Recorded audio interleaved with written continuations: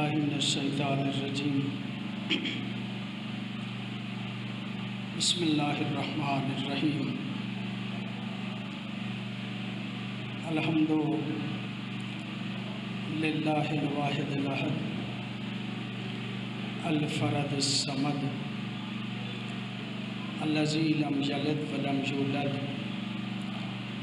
ولم یکن لہ کفوا احد والصلاة والسلام علی اول العدد العبد المؤید والرسول المسدد المصطفى الامجد المحمود الاحمد حبیب الہ العالمین ابی الزہراء محمد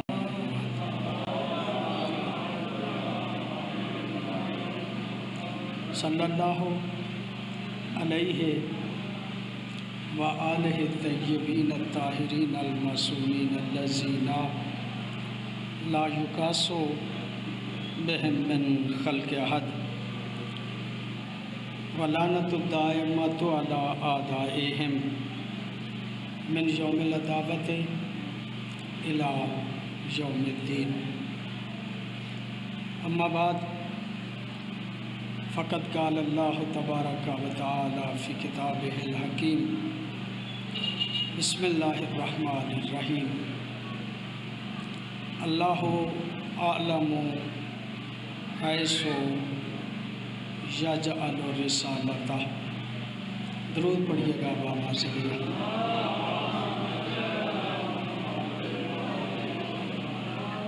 دعا ہے اس پاک بارگاہ میں الہی بحق محمد و آل محمد بانیان مجلس کے حوائج شرعیہ اپنی بارگاہ میں قبول و منظور فرما، ہم سب کے مرحومین کی مغفرت فرما، اپنے اپنے مرحومین اور بانیان مجلس کے مرحومین کی بلندی درجات کے لیے بآواز بلند صلوات پڑھیے گا۔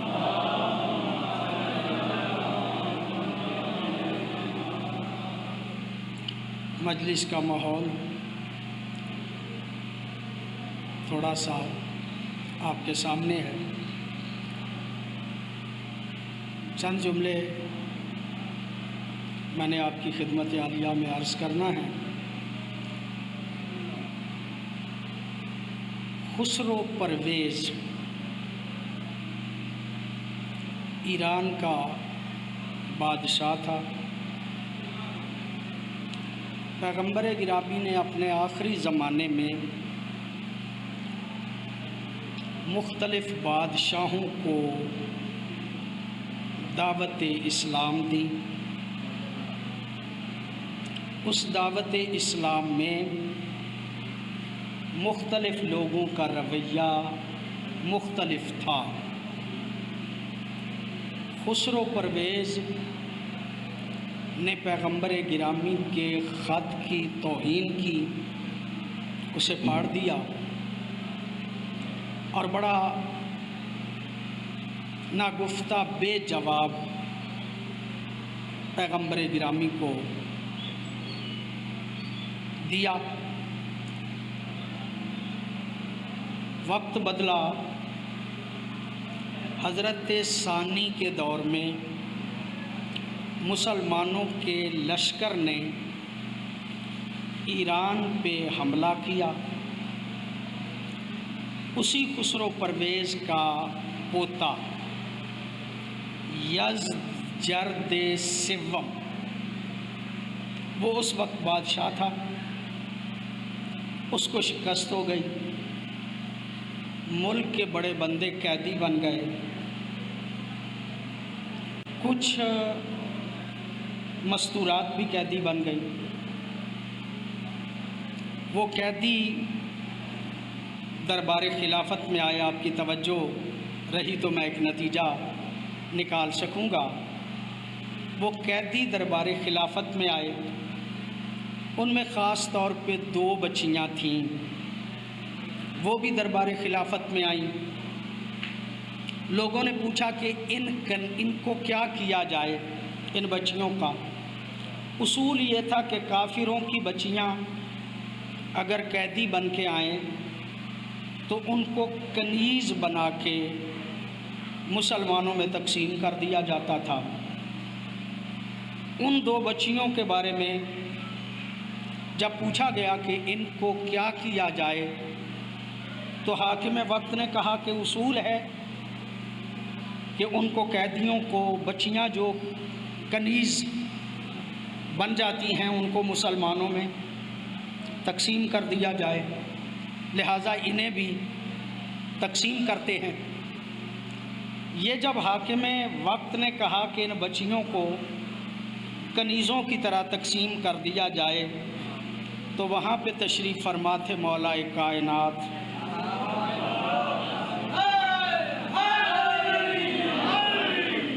تشریف فرما تھے مولا کائنات۔ انہوں نے کہا کہ نہیں، تم ایسے نہیں کر سکتے، یا علی قیدی ہو کے آئی ہیں اور کیا کیا جا سکتا ہے؟ جب کہا نا قیدی بن کے آئی ہیں اور کیا کریں، اصول ہی یہ ہے کہ جو قیدی بن کے بچیاں آئیں ان کو کنیز بنایا جاتا ہے۔ پیغمبر گرامی نے فرمایا تمہیں نبی کی حدیث یاد نہیں؟ بہت مہربانی آپ کی، بہت نوازش آپ کی، تمہیں نبی کی حدیث یاد نہیں؟ نبی نے فرمایا تھا اکرموا کریمہ کل قوم، ہر قوم کے شریف کی عزت ہونی چاہیے۔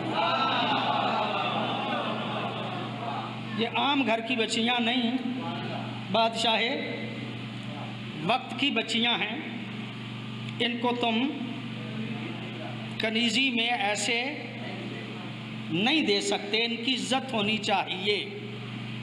بات توجہ آپ کی، جب کہا نا ان کی عزت ہونی چاہیے، یا علی پھر کیا کریں؟ کہا یہ عام قیدنیں نہیں ہیں، یہ شریف بادشاہ کی بیٹیاں ہیں۔ آپ کی توجہ، جملہ عرض کرنا چاہ رہا ہوں۔ فتح کیا تھا حاکم وقت نے، خلیفہ ثانی نے، دربار میں بادشاہ کی بچیاں آ گئیں، عزت کی علی نے، بہت مہربانی آپ کی، بہت نوازش آپ کی، عزت کی مولا کائنات نے۔ آج تک ایرانی علی والے شاید اسی لیے ہیں، اسی لیے شاید آج تک علی والے اسی لیے ہیں کہ شریف لوگوں کی عزتوں کا خیال کیا جائے تو وہ نسلوں تک یاد رکھتے ہیں۔ بڑی مہربانی، مولا کائنات دے کے کہتے تم ان کو عام طریقے سے قیدی نہیں بنا سکتے۔ کہا پھر یا علی کیا کریں؟ کہا عام ہوتی تو تم تقسیم کر دیتے، اب یہ بادشاہ وقت کی بچیاں ہیں، انہیں اختیار دو کہ یہ کسے انتخاب کرتی ہیں۔ بہت مہربانی آپ کی، بہت نوازش آپ کی۔ میں عام روٹین سے ہٹ کے پڑھنے کا عادی ہوں، معلوماتی باتیں چند ایک عرض کر کے آپ سے اجازت طلب کر لوں گا۔ مولا آگے بڑھے، ایک بچی سے پوچھا بچی بیٹی تیرا نام کیا ہے؟ کہا میرا نام ہے شاہ زنان۔ شاہ زنان فارسی کا لفظ ہے، اس کا معنی یہ ہے عورتوں کی سردار۔ جب کہا نا میرا نام شاہ زنان ہے، مولا دیکھ کے فرماتے ہیں کائنات میں عورتوں کی سردار صرف محمد کی بیٹی زہرا ہے، اور کوئی سردار ہو ہی نہیں سکتی۔ آپ کی توجہ ہو گئی، تمہید میری ختم ہو گئی۔ مولا علی دیکھ کے فرماتے ہیں بیٹا آج سے علی تیرا نام شہر بانو رکھتا ہے۔ پتہ نہیں آپ کی توجہ ہے یا نہیں جو جملہ عرض کرنا چاہتا ہوں۔ آج سے علی تیرا نام شہر بانو رکھتا، بڑی توجہ آپ کی، بہت مہربانی۔ دوسری بچی کا نام ہے کیہان بانو، ایک شہر بانو ایک کیہان بانو۔ شہر بانو کو اختیار دیا تو اس نے جس ہستی کا انتخاب کیا اسے حسین ابن علی کہا جاتا ہے۔ بڑی مہربانی آپ کی، بہت نوازش آپ کی، اسے حسین ابن علی کہا جاتا ہے۔ کیہان بانوں نے جس ہستی کا انتخاب کیا اس کو محمد بن ابی بکر کہا جاتا ہے۔ توجہ فرمائیے گا، تاریخ کا طالب علم ہوں، اسے محمد بن ابی بکر کہا جاتا ہے۔ یہ وہ محمد ہے جسے علی کہتے ہیں یہ میرا بیٹا ہے اگرچہ نسب کسی اور کا ہے۔ بہت مہربانی آپ کی، بہت نوازش آپ کی، یہ میرا بیٹا۔ اور بیٹا کیسا ہے؟ بیٹا کیسا ہے؟ محمد ہے حضرت ہی کا بیٹا۔ آپ کی توجہ، میں مجلس پڑھ کے آپ کی خدمت میں جاؤں گا، بعد میں آپ محسوس کریں گے کہ آپ کی معلومات میں کچھ نہ کچھ اضافہ ہوا ہے۔ یہ محمد کون ہے؟ حضرت جی بڑی مہربانی۔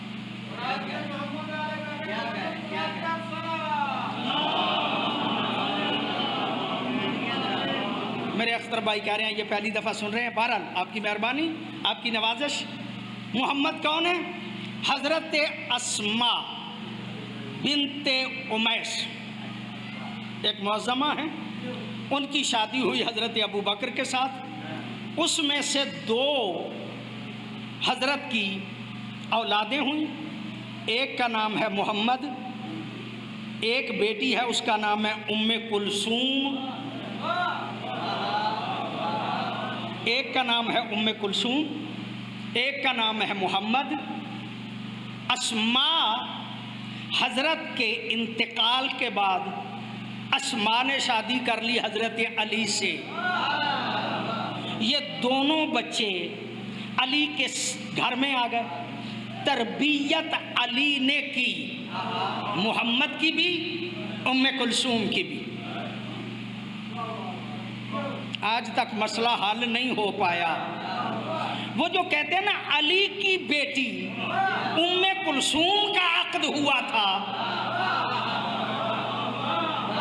بہت مہربانی آپ کی، بہت نوازش آپ کی، وہ ام کلثوم بنت علی نہیں تھی، وہ ام کلثوم بنت ابی بکر تھی جسے پالا علی نے تھا۔ بہت مہربانی آپ کی، بہت نوازش آپ کی۔ لمبی بات ہے۔ آئے حضرت، مجھے ام کلثوم کا رشتہ علی دے دو، کہا نہیں، پالی میں نے ہے لیکن اس کی بڑی بہن ام المومنین موجود ہے، اس کی شادی کا اختیار اس کی بڑی بہن کے پاس ہے۔ بڑی بہن ام المومنین ہے، چھوٹا بھائی محمد ہے، چھوٹی بہن ام کلثوم ہے۔ پھر علی نے کوئی اس طرح تربیت کی ہے محمد کی، کہتے ہیں میرا بیٹا ہے، میرا بیٹا ہے، اور اس طرح کا بیٹا ہے کہ بہن کے مقابلے پہ جمل میں لڑا ہے۔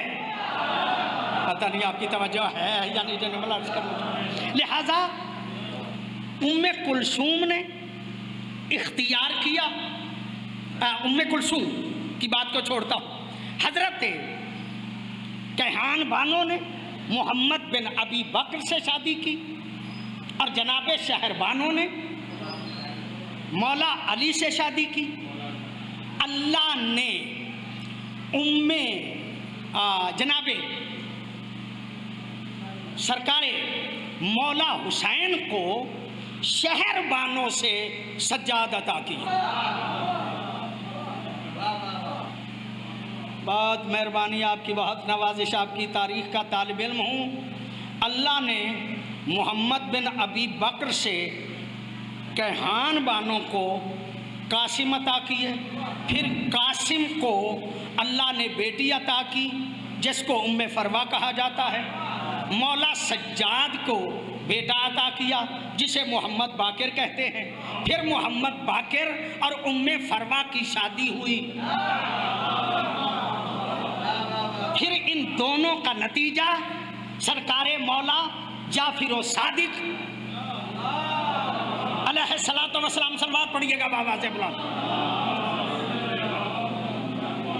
بات زیادہ آگے نہ بڑھے، میں یہیں پہ روک کے جو عرض کرنا چاہتا ہوں وہ مولا سجاد کے بارے میں چند جملے عرض کرنا چاہ رہا ہوں۔ مولا سجاد وہ ہستی ہیں کہ جو کربلا میں بچے تھے سادات کی نسل کی بقا کے لیے، دین کی حفاظت کے لیے، دین کی حفاظت کے لیے، دین کے دفاع کے لیے۔ آپ کی توجہ، پوری توجہ ہے آپ کی۔ تاریخ کے جملے آپ کی خدمت عالیہ میں عرض، کوئی ادھر ادھر کی بات ہی نہیں عرض کرنا چاہتا، تاریخ کے جملے آپ کی خدمت عالیہ میں عرض کرنا چاہتا ہوں۔ حضرت اول کے پاس حکومت آئی، ایک بندہ ہے تاریخ کا، آپ اسے جانتے ہیں، وہ ساری زندگی نبی سے لڑتا رہا، ساری زندگی نبی سے لڑتا رہا، لڑ لڑ کے لڑنے کے قابل نہ رہا تو مسلمان ہو گیا، مسلمان ہو گیا۔ جب حضرت علی کو حق نہ ملا تو یہ آیا، اس نے آ کے کہا علی حق تو تیرا تھا، اٹھ قیام کر، میں مدینے کی گلیاں گھوڑ سواروں سے بھر دیتا ہوں، اٹھ قیام کر، میں تیرے ساتھ ہوں۔ علی دیکھ کے فرماتے ہیں حق میرا ہی ہے لیکن میں تیری نیت کو بھی جانتا ہوں، تو میرے حق کے لیے بات نہیں کر رہا، تیرا مقصد کوئی اور ہے۔ اور وہ مقصد کیا، ایک جملے میں عرض کروں پھر آگے بڑھنے کی کوشش کرتا ہوں۔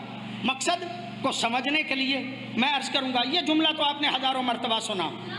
ایک بچہ لے کے دو عورتیں آ گئیں، ایک کہتی ہے میرا ہے، دوسری کہتی ہے میرا ہے۔ حاکم وقت دیکھ کے کہتے ہیں گواہ، دونوں کہتی ہیں نہیں گواہ کوئی نہیں۔ کہا فیصلہ کیسے کریں؟ وہ کہتی ہے میرا ہے، یہ کہتی ہے میرا ہے، گواہ ہے ہی کوئی نہیں، فیصلہ کیسے کریں؟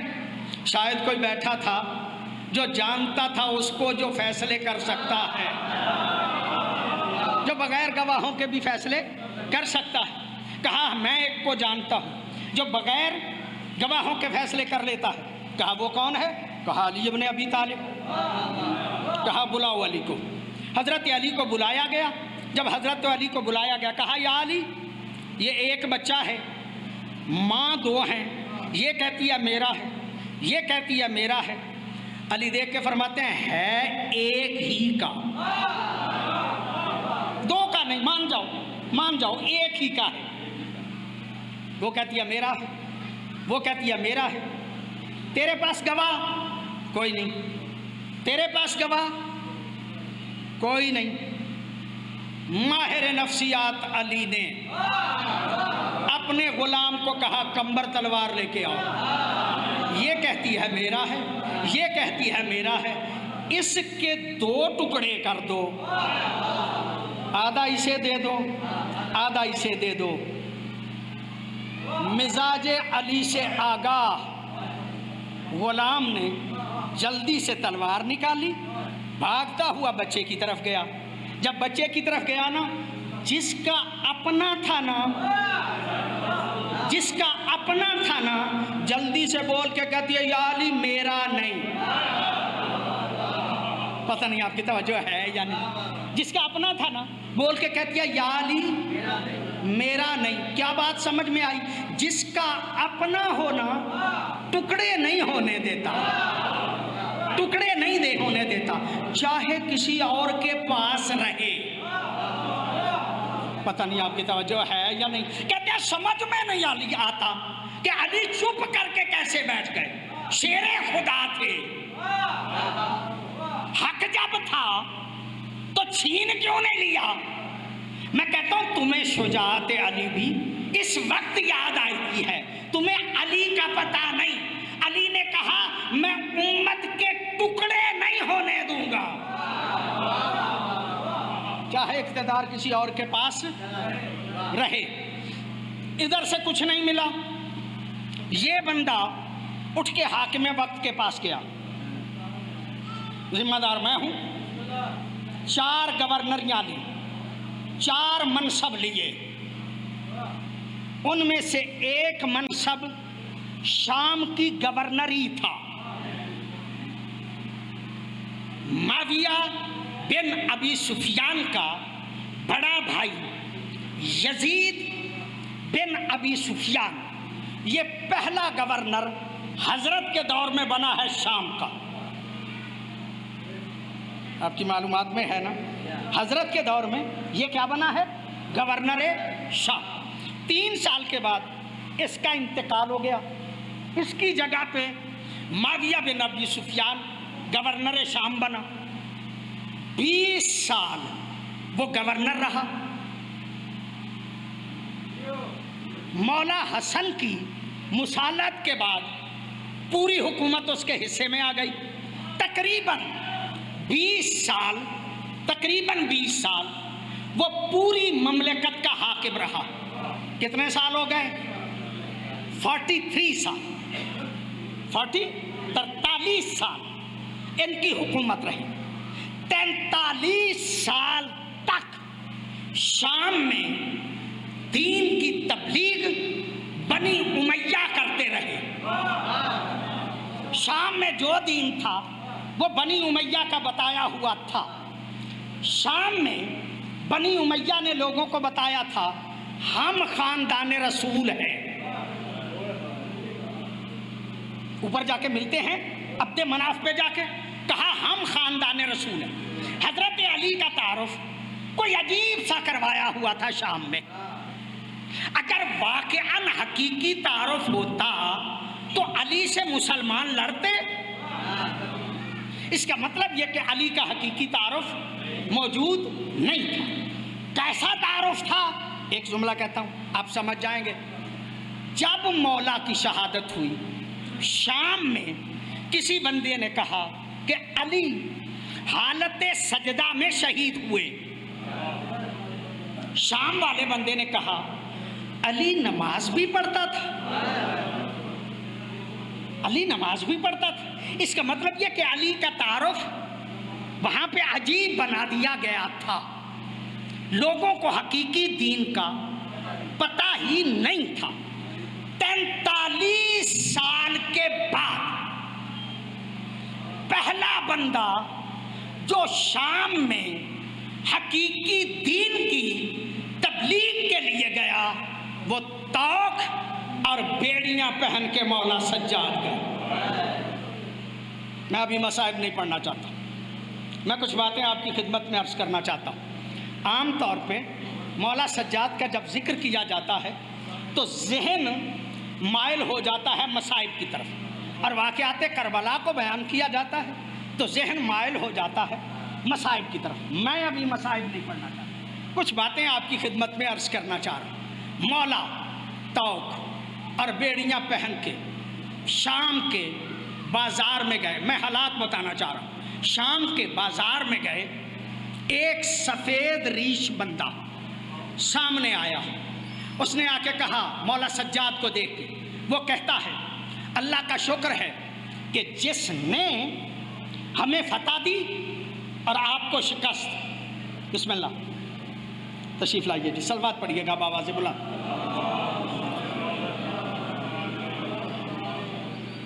آپ کی توجہ میں بات کو مکمل کروں۔ جب اس نے کہا کہ آپ کو شکست، ہمارے بادشاہ کو فتح، مولا کی نظر پڑ گئی۔ میں کہتا ہوں کریم امام کی نظر پڑی نا، مولا سمجھ گئے کہ اسے حقیقت کا پتہ نہیں۔ مولا دیکھ کے کہتے ہیں یا شیخ حل قرأت القرآن، اے شیخ تو نے قرآن پڑھا ہے؟ دیکھ کے کہتے ہیں ہاں پڑھا ہے۔ کہا آیت خمس پڑھی ہے؟ کہا ہاں پڑھی ہے۔ کہا خمس کے وارث ہم ہیں۔ پریشان ہو گیا، ہم تو باغی سمجھتے تھے، یہ کہتا ہے خمس کے وارث ہم ہیں۔ مولا دیکھ کے کہتے ہیں کیا تو نے کلا سالکم علیہ اجرن الا المودۃ فی القربہ والی آیت پڑھی ہے؟ کہا پڑھی ہے۔ کہا وہ قربہ ہم ہیں۔ یہ اور پریشان ہو گیا، یہ اور پریشان ہو گیا۔ مولا دیکھ کے کہتے تو نے انما یرید اللہ لیذھب عنکم الرجس اہل البیت ویطہرکم تطہیرا والی آیت پڑھی ہے؟ پریشان ہو کے کہتا ہے پڑھی ہے۔ مولا فرماتے ہیں وہ اہل بیت ہم ہیں۔ جب اسے پتہ چل گیا اس کا ذہن بدل گیا، مولا کے قدموں پہ گرا، معافی مانگی، دربار میں ایک بندے کے ذہن کو بدلا، بازار میں ایک بندے کے ذہن کو بدلا۔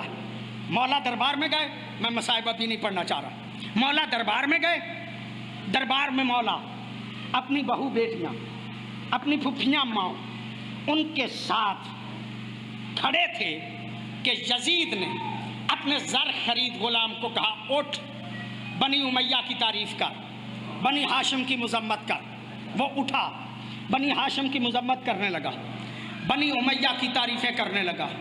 جب تعریفیں کر کر کے تھک گیا نا، میرے امام نے انگڑائی لی، انگڑائی لے کے کہا یا یزید اتعظن لی ان اجلس علی ہذہ العواد۔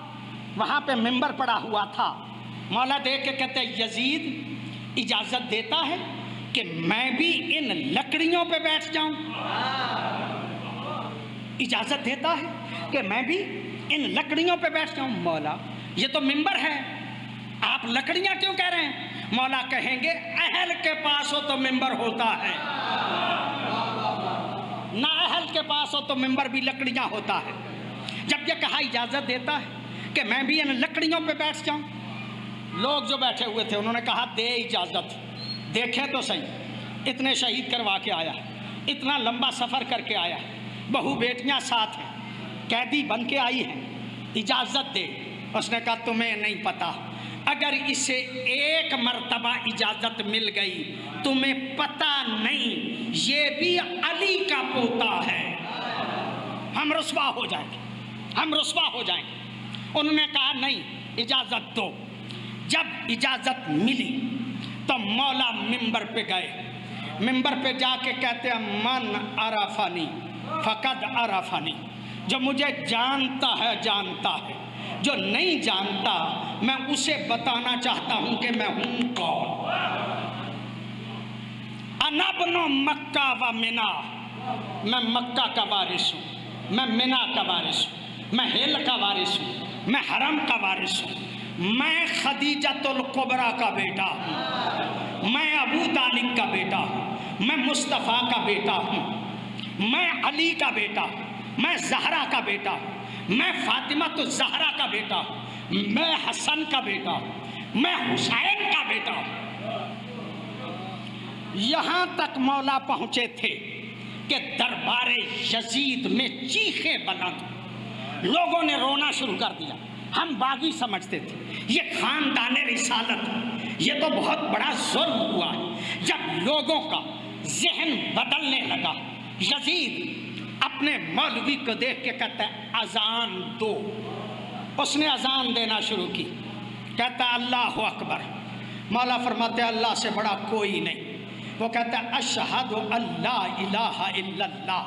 مولا کہتے ہیں میں بھی گواہی دیتا ہوں، میرا جسم بھی گواہی دیتا ہے، میری جلد بھی گواہی دیتی ہے، میرے روح بھی گواہی دیتا ہے، میرا خون بھی گواہی دیتا ہے کہ اللہ کے علاوہ کوئی معبود نہیں۔ مؤذن کہتا ہے اشہد ان محمد رسول اللہ۔ یہ جملہ کہنا تھا، اشہد ان محمد الرسول اللہ کا جملہ کہنا تھا کہ مولا نے ایک مرتبہ دیکھ کے کہا اسکت، خاموش ہو جا۔ جب مولا نے کہا نا اسکت، خاموش ہو جا، مولا نے اتنے جذبے، اتنے جلال سے کہا کہ ہر طرف سناٹا چھا گیا۔ سناٹے کا عالم یہ تھا کہ اگر سوئی بھی گرتی تو اس کی آواز سنائی دیتی۔ ایک مرتبہ جب پوری طرح سے سناٹا چھا گیا تو میرے مولا یزید کی طرف منہ کر کے کہتے ہیں یزید بتا یہ محمد میرا نانا ہے یا تیرا نانا؟ اگر تو کہے کہ تیرا نانا ہے تو تو غلط کہتا ہے، اور اگر تو مان جائے کہ میرا نانا ہے تو پھر بتا اس کی بیٹیوں کو رسوا کیوں کیا۔ اجرکم اللہ، اللہ آپ کو سوائے غم اہل بیت کے کوئی غم نہ دے۔ مجلس میری مکمل ہو گئی، مجھے تھوڑی سی جلدی بھی ہے، موسم خراب ہونے کی وجہ سے لیٹ ہو گیا، بڑی معذرت چاہتا ہوں۔ خاندان طہارت پہنچ گیا ہے دربار یزید میں۔ ایک ہی روایت پڑھنا چاہ رہا ہوں، اکثر اس کو پڑھا کرتا ہوں۔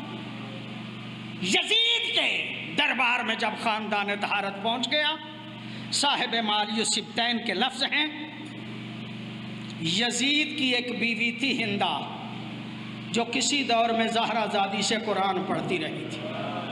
جب اسے پتہ چلا نا دربار میں کچھ قیدی آئے ہیں، وہ کہتی ہے یزید میں نے قیدی دیکھنے ہیں، مجھے معاف فرمائیے گا سید ہو غیر سید ہو، جب کہا نا میں نے قیدی دیکھنے ہیں، یزید دیکھ کے کہتا ہے ہندا نہ آ، دربار کا ماحول مناسب نہیں۔ بس مصائب کے لفظ میں اور کیا کہوں، جو یزید کی بیوی کے لیے ماحول مناسب نہیں تھا، زہرا زادیاں اسی ماحول میں بیٹھی۔ یزید کی بیوی کہتی ہے میں نے ضرور قیدی دیکھنے۔ جب اس نے ضد کی نا، ایک کرسی لائی گئی اور رکھی وہاں پہ گئی جہاں زہرا زادی خاک میں بیٹھی۔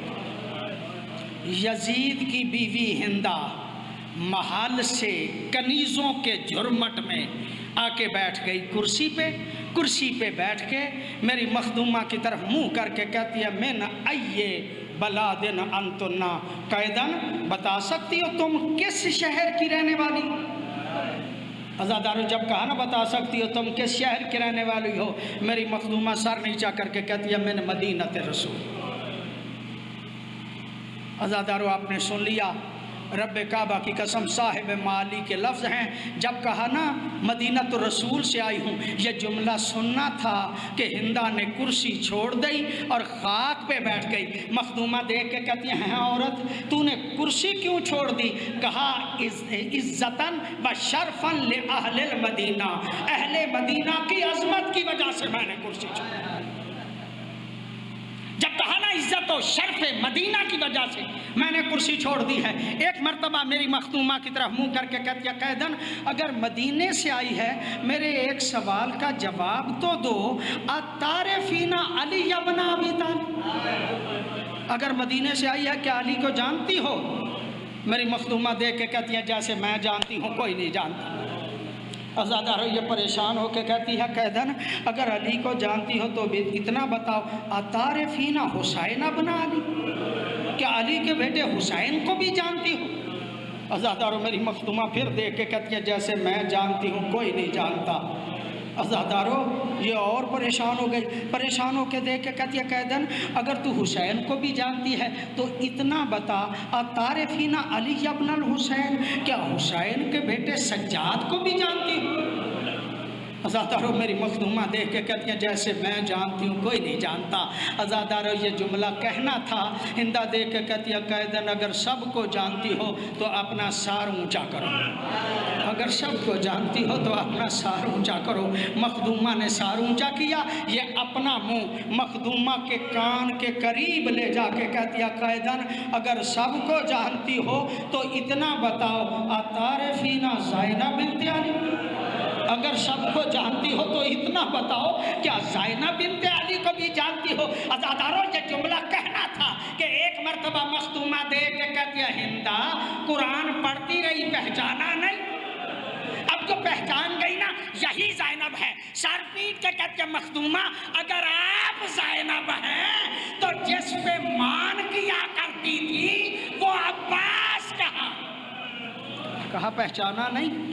وہ جو گھوڑے کی گردن میں سر لٹک رہا وہ ہے تیرے مولا مرشد عباس کا۔ عزادارو یہ ہاتھ جوڑ کے کہتے مخدومہ سارے سر نیزوں پہ مولا مرشد عباس کا گھوڑے کی گردن میں کیوں ہے؟ مخدومہ دیکھ کے کہتے ہیں ہندا اسے بھی بڑی مرتبہ نیزے پہ سوار کیا گیا لیکن جب اس کی نظر میرے برہنہ سر پہ پڑتی ہے فوراً گر جاتا ہے، کہتا ہے زینب میں شرمندہ ہوں، کاش تیرے بھیا نے کربلا میں مجھے اجازت دی ہوتی۔ الا لعنت اللہ علی قوم الظالمین وسیعلم الذین ای منقلب ینقلبون۔